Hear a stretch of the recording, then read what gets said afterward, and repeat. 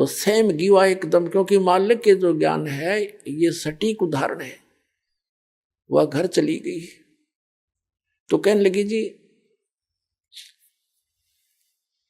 फिर उसने कहा परमात्मा से, फिर दूसरा प्रश्न किया कि मुझे भगवान कृष्ण साक्षात दर्शन देते हैं, मैं उनसे बातें भी करती हूं।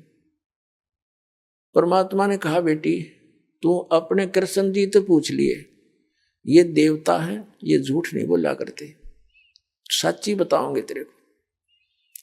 अब उसने तो रात में नींद आई नहीं, बहुत कसक होगी, तो उनको जैसा भी वो समय कभी प्रकट हुए, श्री कृष्ण जी से पूछा भगवान आप तो सतोगुण भगवान हैं, आप तो झूठ बोला ही नहीं करते, मैंने ऐसे ऐसे संतों का सत्संग सुना है, मेरे बात जची नहीं उनकी, क्या आपसे भी कोई ऊपर शक्ति है?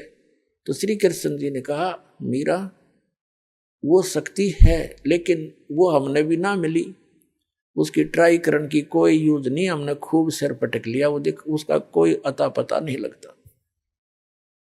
अब वो उसको तो बड़ा झटका लगा कि वो संत कहते हम उनको दिखा दें और उसका नाम दें, उसकी प्राप्ति करा दें। श्री कृष्ण जी ने इतना मान लिया कि वो है अवश्य।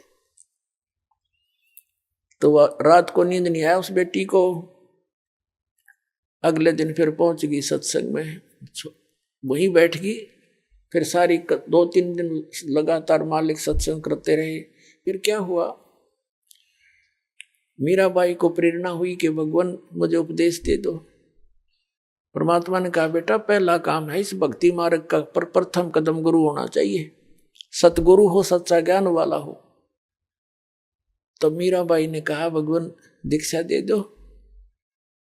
अब परमात्मा ये देखना चाहते थे, यह ठाकुरों की लड़की, इसमें भगवान की कितनी चाह है। ये परमात्मा को प्रमुख मानती है या समाज को, लोक लाज को।